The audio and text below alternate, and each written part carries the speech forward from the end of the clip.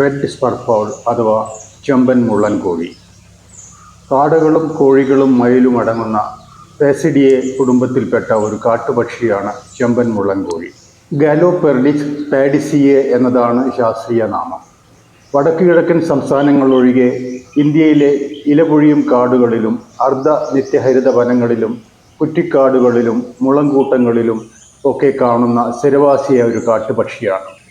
3 ഉപജാതികൾ രേഖപ്പെടുത്തിയതിൽ ഗാലോപെർഡിക്സ് പാഡിസിയ സ്റ്റീവാർട്ടി എന്ന ഉപജാതിയാണ് കേരളത്തിലുള്ളത്. കാട്ടുകോഴിയേക്കാൾ ചെറിയതും ചെമ്പിച്ച കടുത്ത തവിട്ട് നിറമുള്ളതുമാണ് ഈ കാട്ടുപക്ഷി. കോഴി വർഗ്ഗക്കാരനാണെങ്കിലും പൂവൻ പക്ഷിയുടെ വാൽ ഏകദേശം നാടൻ പിടക്കോഴിയുടേത് പോലെയാണ്. അരിവാൾ പോലെ വളഞ്ഞ വാൽ തൂവലുകളില്ല. പൂവൻ്റെ തലയിലോ താടിയിലോ ചുവന്ന പൂവും കാണുകയില്ല. കൊക്ക് ചുവന്നതും കണ്ണുകൾക്ക് തവിട്ട് നിറവുമാണ്.